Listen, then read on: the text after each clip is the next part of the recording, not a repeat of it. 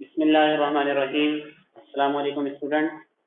Class 7 के अंदर हमने चैप्टर नंबर 1 जो है हीटिंग एंड कूलिंग जो स्टार्ट किया था, और लास्ट लेक्चर के अंदर हमने ट्रांसफर ऑफ हीट के जो तरीके, दो तरीके हमने पढ़ लिए थे। ट्रांसफर ऑफ हीट जो है वो 3 मेथड्स के जरिए से होती है: कंडक्शन, कन्वेक्शन और रेडिएशन। कंडक्शन, सॉलिड ऑब्जेक्ट्स के अंदर ट्रांसफर ऑफ हीट का जो अमल है वो कंडक्शन कहलाता है।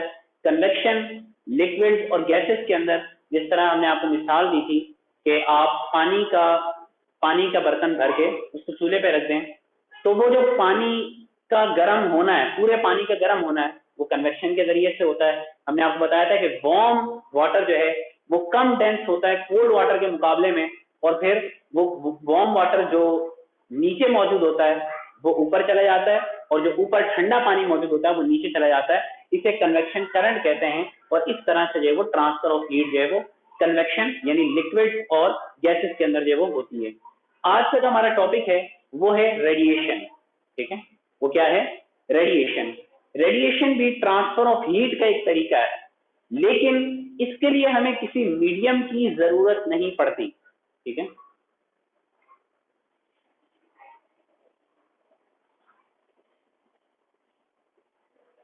इसको यूं डिफाइन करेंगे: ट्रांसफर ऑफ एनर्जी। ठीक है, यानी एनर्जी का ट्रांसफर। हमने आपको हीट की डेफिनेशन बताई थी, तो हीट क्या है? Transfer of energy. Now transfer of energy through electromagnetic wave, और इन वेव्स को हम नाम देते हैं इंफ्रारेड वेव्स। अब ये जो ट्रांसफर ऑफ एनर्जी है, ठीक है, वेव्स की सूरत में, इसे हम कहते हैं, इस ट्रांसफर ऑफ अमल को हम कहते हैं रेडिएशन। आप देखते हैं कि सूरज हमसे कितना दूर है, इस जमीन से सूरज कितना दूर है, लेकिन सूरज की तपिश और सूरज की गर्मी हम जमीन पर महसूस कर रहे हैं। तो वो क्या है? ये जो ट्रांसफर ऑफ एनर्जी है ये रेडिएशन के थ्रू है। ठीक है, अब आप खाना बना रहे हैं, अब आपने चूल्हा जो है वो जलाया हुआ है, और ऊपर जो है आपने बर्तन जो है वो रखा हुआ है। अब जो नीचे से हीट जो ट्रांसफर हो रही है उस बर्तन में, ये किसके जरिए से हो रही है? ये भी वेव की सूरत में, वेव की फॉर्म के जरिए से हो रही है। इस प्रोसेस को भी हम रेडिएशन कहते हैं। रेडिएशन को किसी भी मीडियम की जरूरत नहीं पड़ती। ठीक है, जिस तरह हमें कंडक्शन में देखा कि पार्टिकल्स के जरिए से जो वो एनर्जी जो है वो मूव करती है to the neighbouring particles. Convection के अंदर वार्म वाटर जो है वो हॉट वाटर, वार्म वाटर और कोल्ड वाटर जो है वो इस तरह से इनमें कन्वेक्शन का अमल होता है। लेकिन रेडिएशन में किसी भी मीडियम की जरूरत नहीं पड़ती। वेव की सूरत के अंदर जो ट्रांसफर ऑफ एनर्जी का अमल है वो क्या कहलाता है? वो रेडिएशन कहलाता है। अब इसके बाद इमिटर्स एंड एब्जॉर्बर्स। इमिट करना, खारिज करना, एब्जॉर्ब करना, जज्ब करना। ठीक है, इमिटर्स एंड एब्जॉर्बर्स। कुछ सरफेसेस ऐसी होती हैं जो कि बेटर इमिट कर सकती हैं, यानी उनमें से जो थर्मल रेडिएशन हैं वो ज्यादा बेहतर तौर पर जो इमिट कर सकती हैं सरफेसेस अपनी बॉडी से एज कंपेयर टू अदर्स। मिसाल के तौर पे ये जो गुड इमिटर्स होते हैं, यानी जिनकी जो सरफेस होती है वो हीट एनर्जी को जो अच्छी तरह से ज्यादा तेजी के साथ जो वो खारिज कर सकते हैं अपनी बॉडी से हीट को, वो उन्हें हम कहते हैं गुड इमिटर्स। और दूसरी बात सुनिएगा, गुड इमिटर्स जो हैं वो गुड एब्जॉर्बर्स भी होते हैं।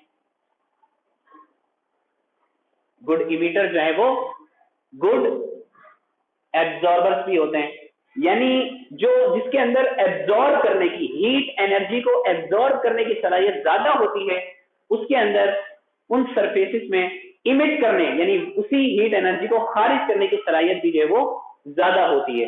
अब गुड इमिटर्स जो है वो आमतौर पे डार्क सरफेसेस, ये जो डार्क सरफेसेस होती हैं, यानी किसी भी सरफेस का डार्क कलर, ठीक है, जैसे ब्लैक हो गया, ठीक है, इस तरह से जो चीजें होती हैं वो गुड इमिटर्स भी होते हैं और गुड एब्जॉर्बर्स भी होते हैं as compare to the shiny surfaces. यहाँ व्हाइट या सिल्वरी जो सरफेसेस होती हैं वो पुअर एब्जॉर्बर्स कहलाती हैं। ठीक है, मैं यहां पे लिख रहा हूं व्हाइट और silvery surfaces are poor absorber, और जैसे मैंने कहा कि जो गुड इमिटर्स होते हैं वो गुड एब्जॉर्बर्स भी होते हैं, तो इसी तरह जो पुअर एब्जॉर्बर होगा वो भी क्या होगा, पुअर इमिटर भी होगा। Poor absorber as well as poor emitter. ठीक है जी, इमिट किसी चीज को खारिज करना। कुछ सरफेसेस जो हैं, डार्क सरफेसेस जो हैं वो क्या होती हैं, वो गुड एब्जॉर्बर्स भी होती हैं और गुड इमिटर्स भी होती हैं, यानी वो हीट को एब्जॉर्ब करने की सलाहियत भी ज्यादा रखते हैं और उसको खारिज करने की सलाहियत भी ज्यादा रखते हैं। अगर हम शाइनी या व्हाइट या सिल्वरी सरफेसेस की बात करें तो वो पुअर एब्जॉर्बर्स भी होते हैं और पुअर इमिटर्स भी होते हैं। अब हम एक जो है वो इनका कंपैरिजन कर लेते हैं,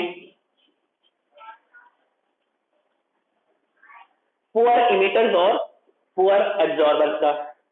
हम दो मेटल केन्स ले लेते हैं।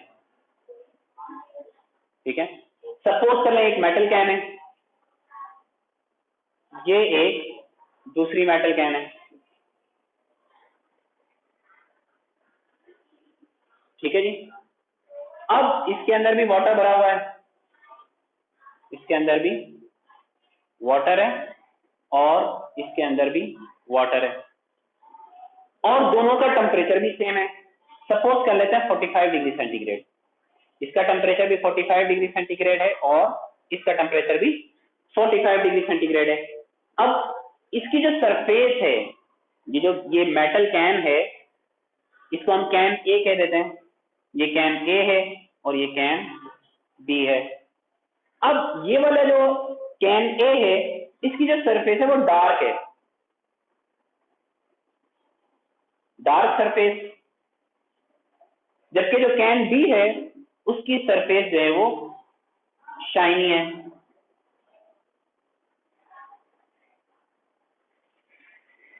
अब ये हमने ऑब्जर्व किया कि कैन ए और कैन बी दोनों के अंदर सेम अमाउंट ऑफ वाटर है, सेम टेम्परेचर है। अब ये देखा गया, ये ऑब्जर्व किया गया कि कैन ए के अंदर जो पानी था वो ज्यादा जल्दी जो वो ठंडा हो गया as compare to can B. ठीक है, as compare to can B. ये जो हम अभी इस वक्त देख रहे हैं ये है कंपेयरिंग इमिटर्स, इमिट यानी कौन सबसे ज्यादा इन दोनों में से जो है वो हीट एनर्जी को खारिज करता है, रिलीज करता है। तो हमने देखा कि जो डार्क सरफेस वाला कैन था उसने क्या किया, वो ज्यादा जल्दी ठंडा हो गया as compare to can B. Can B की सरफेस कैसी है, शाइनी है। अभी हमने पढ़ा ये कैसे होते हैं, पुअर इमिटर्स भी होते हैं और पुअर एब्जॉर्बर्स भी होते हैं। तो ये था कंपेयरिंग इमिटर्स। अब हम देख लेते हैं कंपेयरिंग एब्जॉर्बर्स। क्या हम इनकी एब्जॉर्ब करने की सलाहियत को जो है वो कंपेयर करते हैं, किसकी, डार्क सरफेस की और शाइनी सरफेस की। सपोज कर लेते हैं ये एक शीट है, ठीक है, और ये एक दूसरी शीट है। इन दोनों के दरमियान का फासला भी बिल्कुल ये वो सेम है। फासले का मतलब ये है इनके दरमियान हमने रखा है हीटर। ठीक है, क्या रखा है, हीटर। ये जो शीट ए है इसकी सरफेस है डार्क, डार्क सरफेस, और ये जो शीट बी है, ठीक है, दूसरी जो है इसकी जो सरफेस है वो कैसी है, शाइनी सरफेस है, चमकती हुई है, सिल्वरी। अब दोनों जो है हीटर से सेम डिस्टेंस के ऊपर जो वो हमने प्लेस किए हैं, और इनकी बेड के ऊपर हमने टेम्परेचर मेजर करने के लिए थर्मामीटर भी जो है वो लगा दिया। सपोज कर लेते हैं थर्मामीटर हमें,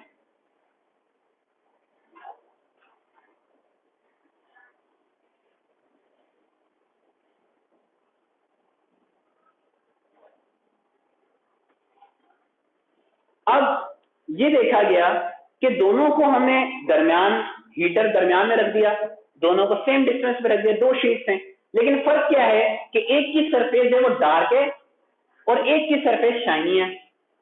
ठीक है, तो ये ऑब्जर्व किया कि जो डार्क सरफेस वाली जो शीट है वो ज्यादा जल्दी उसने इमिट कर ली, एब्जॉर्ब कर ली heat as compare to shiny surface.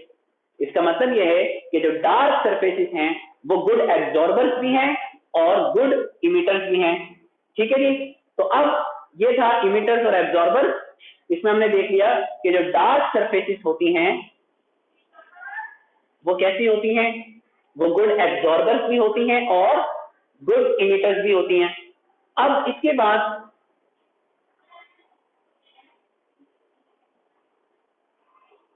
Vacuum flask, vacuum कहते हैं हवा से खाली, जिसमें एयर ना हो। ठीक है, बिल्कुल खाली बर्तन, फ्लास्क। इसकी मिसाल आप क्या देंगे, जैसा थर्मोस होता है। ठीक है, अब थर्मोस के अंदर हम अगर चाय डालें तो वो काफी देर तक गर्म रह सकती है, घंटों तक गर्म रह सकती है। उसकी वजह क्या है? अब हमने हीट के तीनों तरीके पढ़ लिए हैं, transfer of energy through conduction, convection और रेडिएशन। तो ऐसा क्या इसके अंदर थर्मोस फ्लास्क के अंदर ऐसी क्या खास बात है, ऐसे क्या फीचर्स हैं कि जिसकी वजह से वो जो है ना उसके अंदर हीट आती है, ना हीट इन होती है, ना आउट होती है? उसकी क्या वजह है कि जो वैक्यूम फ्लास्क है उसके अंदर नंबर ऑफ फीचर्स हैं। पहले फीचर, उसके ऊपर स्टॉपर लगा हुआ है। ठीक है, जिस तरह हम कह लें उसके ऊपर कैप होता है, ढक्कन। ठीक है, जो कि कंडक्शन और कन्वेक्शन को क्या करता है, स्टॉप करता है, रोकता है। स्टॉपर मतलब किसी भी चीज को ढकने के लिए जो थर्मोस फ्लास्क जो ऊपर वाला कैप है उसको हम स्टॉपर जो वो कहते हैं। इसके बाद थर्मोस फ्लास्क की एक खास बात ये भी है कि उसकी जो लाइनिंग्स हैं, इसकी जो वॉल्स हैं, इसकी जो वॉल्स हैं उसके दरमियान स्पेस, खाली स्पेस, वैक्यूम मौजूद होता है, ताकि जाहिर है कि अगर उसके दरमियान स्पेस मौजूद या एयर मौजूद होगी तो वो हीट जो है वो ट्रांसफर कर लेगा थ्रू कन्वेक्शन या फिर कंडक्शन। तो इसको स्टॉप करने के लिए क्या होता है, वैक्यूम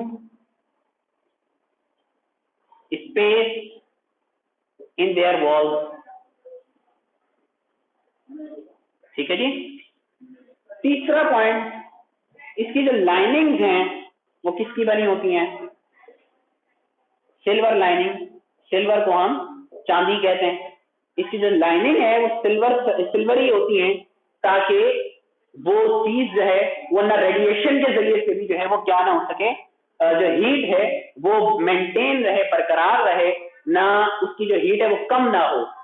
क्यों? क्योंकि अभी हमने पढ़ा कि जो सिल्वरी सरफेसेस होती हैं वो क्या होती हैं, वो पुअर एब्जॉर्बर्स भी होती हैं और पुअर इमिटर्स भी होती हैं। ये वो फीचर्स हैं थर्मोस फ्लास्क के या वैक्यूम फ्लास्क हम इसको कहते हैं, कि इसकी वजह से उसके अंदर घंटों तक पानी या जो भी चीज हम डालेंगे वो ठंडी या गर्म रह सकती है, क्योंकि उसके अंदर ट्रांसफर ऑफ हीट जो है वो मुमकिन नहीं होती। ठीक है, न कंडक्शन के जरिए से हो सकती है, न कन्वेक्शन के जरिए से, और ना रेडिएशन के जरिए से। ये थी ये वैक्यूम फ्लास्क। इसके बाद हमारा जो लास्ट टॉपिक है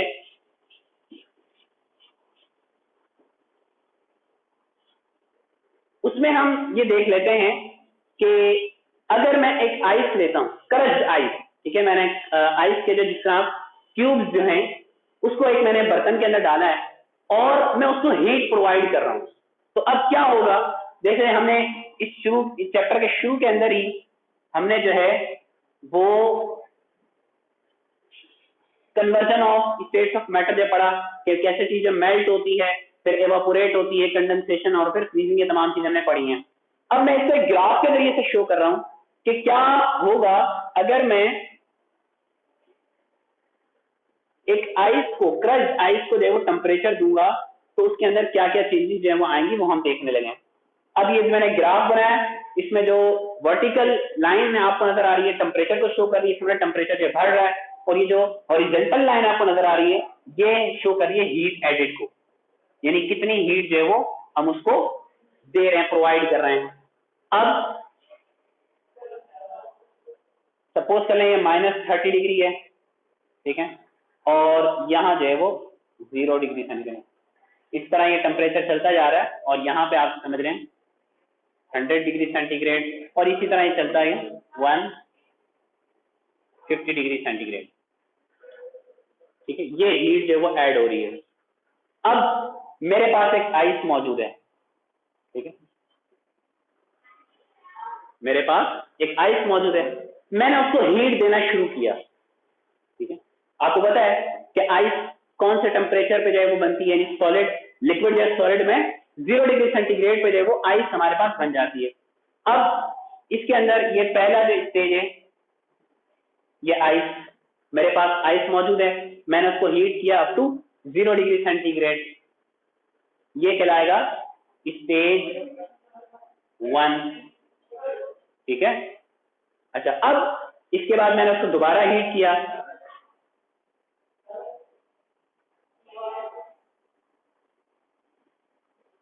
अब जाहिर सी बात है कि मैं आइस को जो है वो हीट प्रोवाइड कर रहा हूं, तो फौरन से जो है वो लिक्विड के अंदर नहीं कन्वर्ट हो जाएगी, बल्कि आहिस्ता आहिस्ता उसका जो उसकी हीट एनर्जी है उसको बढ़ाते हुए, जाहिर है कि मैं नीचे से इसको टेम्परेचर प्रोवाइड कर रहा हूँ, हीट दे रहा हूँ, तो उसमें वक्त लगेगा।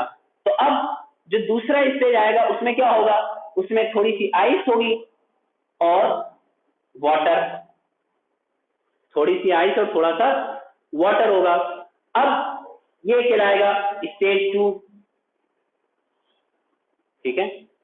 अब जब मैंने इसको मजीद हीट किया, अब थोड़ी सी इसमें बर्फ मौजूद है, यानी कुछ बर्फ कुछ आइस जो है वो लिक्विड के अंदर कन्वर्ट हो चुकी है। अब मैं उसको मजीद हीट करूंगा, ये मैं हीट ऐड कर रहा हूं उसके अंदर, ये जैसे जैसे बढ़ रहा है इसका मतलब हीट मैं इसको ऐड कर रहा हूं।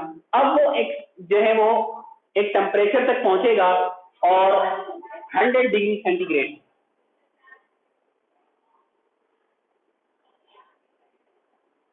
ठीक है।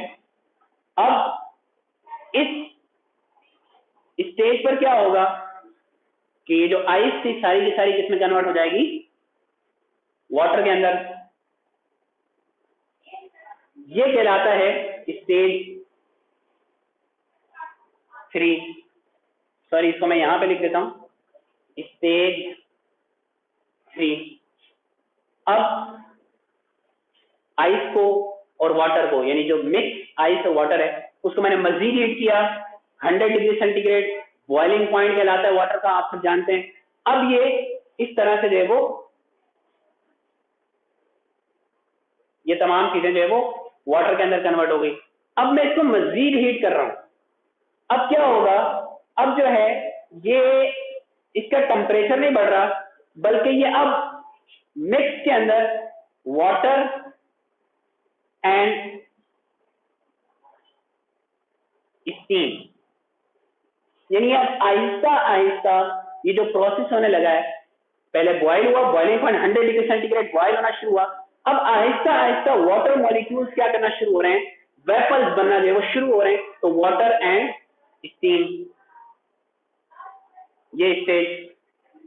अब इसको जब मैं मजीद हीट करूंगा, ये कहलाएगा स्टेज, ये वाला जो स्टेज है स्टेज 4। अब इसको मजीद हीट करने पर ये सारा का सारा जो लिक्विड है वाटर, ये सारा का सारा किसमें कन्वर्ट हो जाएगा, स्टीम में जो है वो कन्वर्ट हो जाएगा। ये सारा का सारा भाप की सूरत में, भाप की सूरत जो है इख्तियार कर लेगा। अब ये था टेम्परेचर और हीट एडेड इन दोनों का ग्राफ। मेरे पास आइस मौजूद थी, उसको मैंने टेम्परेचर को बढ़ाया, उसको हीट प्रोवाइड की 0 डिग्री सेंटीग्रेड, फिर आइस और वाटर स्टेज 2, इसके बाद वो तमाम की तमाम आइस वाटर के अंदर कन्वर्ट हो गई। जब मैंने उसको मजीद हीट किया तो वो वाटर एंड स्टीम, और एक वक्त ऐसा आया कि वो सारा का सारा जो लिक्विड था वो स्टीम के अंदर जो है वो कन्वर्ट होना शुरू हो गया। तो ये थी चेंजिंग स्टेट के कैसे जो है वो मैटर जो है वो चेंज होता है, अपनी स्टेट को चेंज करता है। ये आज का जो हमारा टॉपिक था, इसके साथ ही हमारा ये जो यूनिट है, चैप्टर है हीटिंग एंड कूलिंग जो है वो ये वाइंड अप हो गया। अब इंशाल्लाह ताला आपसे नेक्स्ट लेक्चर के अंदर मुलाकात होगी। अपनी दुआओं में जरूर याद रखिएगा। अल्लाह हाफिज।